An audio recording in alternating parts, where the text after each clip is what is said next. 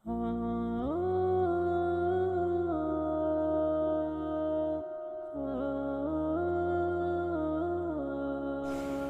شاگرد اچھا لگتا ہے استاد کی تعلیم کو ڈسکس کرتا؟ اور وہ کبھی ڈسکس کرے تو استاد کو یہ اچھا لگے گا؟ یہ آپ کسی بھی مہذب معاشرے میں کبھی یہ کام کر کے دیکھیں، یہ تکلیف کا باعث ہے۔ لیکن میں کس طرح یہ بات عرض کروں کہ لوگ امتی ہو کے نبی پاک کا علم شریف ڈسکس کرتے ہیں، وہ لے کے بیٹھے ہیں اپنے پاس کاغذ قلم اور لے کے بیٹھے ہیں حدود اربع کہ ہم بتائیں گے اتنا تھا اتنا نہیں تھا۔ یہ شکوک پیدا کیے گئے، شکوک کمزور کرنے کی کوشش کی گئی تاکہ کسی طریقے سے جتنی چیزیں آج دنیا میں لانچ کی گئی ہیں یہ صرف شکوک پیدا کرنے کے لیے، تاکہ خالی ذہن لوگوں کے دلوں میں آپ مانے نہ مانے۔ میں جتنے لوگوں سے ملتا ہوں میں تجربے سے کہہ سکتا ہوں کہ ایک بڑا طبقہ ایسا ہے جسے صرف مشکوک بنایا گیا ہے، جسے صرف ڈسٹرب کیا گیا ہے ذہنی طور پر۔ وہ لوگ جو بڑے محبت سے بڑے شوق سے کوئی درود شریف پڑھ رہے تھے، انہیں آگے کہا گیا یہ والا تو پڑھنا ہی نہیں چاہیے، وہ کب سے پڑھ رہا تھا۔ مشکوک کرنے کی سازش کی گئی۔ اسی طرح سے ایک بندہ مرزا غلام قادیانی، اچھا اعلیٰ حضرت نے جہاں بھی لکھا ہے غلام احمد قادیانی نے لکھا، مرزا غلام قادیانی بس، اس کو تیار کیا گیا۔ آپ دیکھیں کہ ایسا بیوقوف آدمی لانچ کیا گیا مارکیٹ میں۔ وہ آیا پہلے سادھو بن کے، وہ ہم دم کرانے بھی تو جس کے مرضی پاس چلے جاتے ہیں نا، یہ بھی کوئی کرائیٹیریا نہیں جی، یعنی وہ بابا جی سادے ہیں جی، کیوں سادے؟ کہتے ہیں نہائے نہیں مہینہ ہو گیا۔ میں نے کہا سادہ ہونا اور گندا ہونا ان میں فرق ہے۔ سادہ تو وہ شخص ہوتا ہے جس کو کوئی مہنگے کپڑوں کا شوق نہ ہو، کوئی مطلب اسے پروٹوکول کا شوق نہ ہو۔ سادگی کا کیا مطلب ہے کہ بندہ منہ نہ دھوئے؟ یہ کہاں کی سادگی ہے؟ تو پہلے کبھی وہ سادھو بن کے آیا، کبھی کچھ بن کے آیا، پھر اس نے نا چونکہ باقاعدہ وظیفہ خور تھا، اس نے پھر عجیب و غریب دعوے شروع کیے۔ اس نے کہا معاذ اللہ میں نبی ہوں۔ اور آپ کو بتاؤں یہ علماء کے لیے بات انوکھی نہیں تھی، کیونکہ رسول کریم نے فرما دیا تھا، محبوب نے پہلے ہی سمجھا دیا تھا، فرمایا 30 جھوٹے لوگ ہوں گے جو دعوی نبوت کریں گے، اور 2 تو حضور کے ظاہری زمانے میں ہی آ گئے، ظاہری زمانے میں آ گئے۔ تو یہ حضور نے، اب اس نے کیا کیا؟ اس نے کہا میں نبی ہوں، پھر عجیب و غریب تعویلات کرنے لگا۔ وہ لوگ ڈھونڈ کے لاتے ہیں نا چیزیں اپنی مرضی کی، آپ جس کے پاس بھی جائیں وہ دلیل رکھتا ہے، جس کے پاس بھی جائیں وہ کوئی نہ کوئی اس کے پاس کہانی ہوتی ہے، سٹوری ہوتی ہے۔ وہ تو ابو جہل بھی کہا کرتا تھا کہ دیکھو جی اچھے بھلے رہ رہے تھے، اور یہ انہوں نے ایک بھائی کلمہ پڑھ گیا، دوسرا پڑھتا نہیں، گھر میں لڑائی شروع ہو گئی۔ کہانی تو اس کے پاس بھی تھی نا۔ وہ یہ بھی کہتا تھا دیکھو جی ہمارے باپ دادا کو کہتے ہیں وہ گمراہ تھے، حالانکہ وہ تھے گمراہ۔ تو کہانی تو کوئی نہ کوئی اپنے دفاع کے لیے سب نے بنائی ہوئی ہوتی ہے معاذ اللہ۔ اس نے جب کہا میں نبی ہوں تو وہی لوگ میدان میں آئے جو ہمیشہ آیا کرتے ہیں، وہی لوگ آئے، علماء ربانی جی، مارے کھائیں، جیلیں کاٹی۔ مولانا نیازی کو تکلیف ہوئی، کئی مہینے جیل میں رہے۔ حضرت سید خلیل شاہ صاحب علامہ ابو الاسناد صاحب کے بیٹے جیل میں گئے، 20 درجنوں علماء پابندے سلاسل ہوئے۔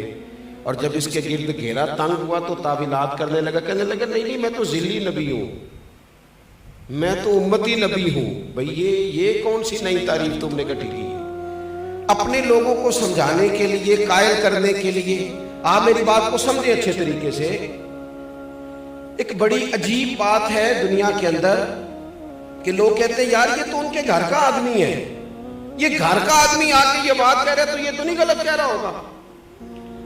ان لوگوں نے یہ کیا کہ اسلام کا لبادہ اوڑھ کے جب یہ کہنا شروع کر دیا نا کہ حضور آخری نبی نہیں، معاذ اللہ، تو انہوں نے ایک دروازہ کھولنا چاہا، ایک نیا شک پیدا کرنا چاہا۔ وہ جو امت حضور سے وابستہ ہو گئی تھی پوری طرح، ان کے ذہنوں کو منتشر کرنا چاہا، ایک نیا دروازہ، تاکہ جس کا جی چاہے وہ اندر آ جائے، جس کا جی چاہے وہ اندر آ جائے۔ اب ضروری تھا کہ ان لوگوں کی علماء نے حکم شرعی بیان کر دیا تھا، اعلیٰ حضرت نے بہت پہلے لکھ دیا تھا کہ یہ کافر ہے بلکہ مرتد ہے، اور فاضل بریلوی نے یہ فتویٰ دیا کہ جو اس کے کفر میں شک کرے، آپ کی توجہ ہے میری بات پر، جو ان کے کفر میں وہ بھی کافر ہے، اس لیے کہ جس طرح اعلیٰ حضرت فرماتے ہیں جس طرح اللہ کو اللہ ماننا، صمد ماننا، بے نیاز ماننا، لم یلد ولم یولد ماننا ضروری ہے، یہ جملے ہیں، فرماتے ہیں اسی طریقے سے نبی پاک کو آخری نبی ماننا بھی ضروری ہے۔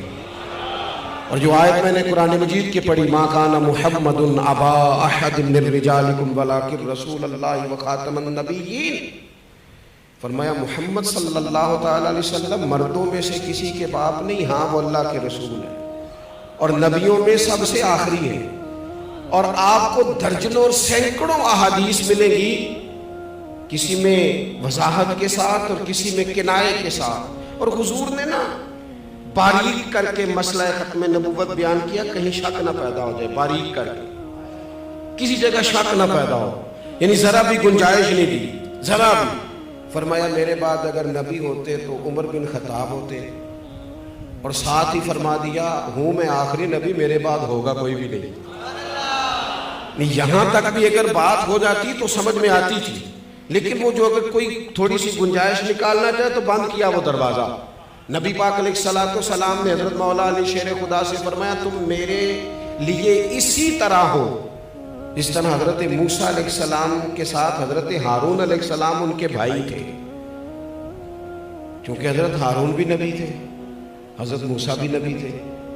اب محبوب کریم نے اس دروازے کو فوراً بند کیا، یہاں تک بھی بات ہو جاتی تو امت سمجھ جاتی کہ یہ بھائی بھائی کی تمثیل ہے۔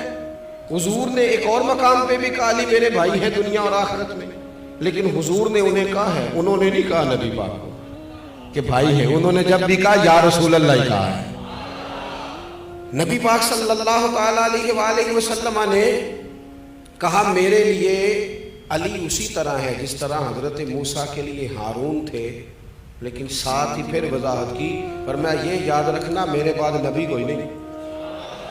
یعنی یہاں کوئی آدمی اگر یہ تعویل کرنے کی کوشش بھی کرے کہ دیکھو کیا بیان ہو رہا ہے، تو وضاحت کی، اور درجنوں جگہ پہ محبوب پاک علیہ السلام نے اس کی مکمل وضاحت کی، مکمل۔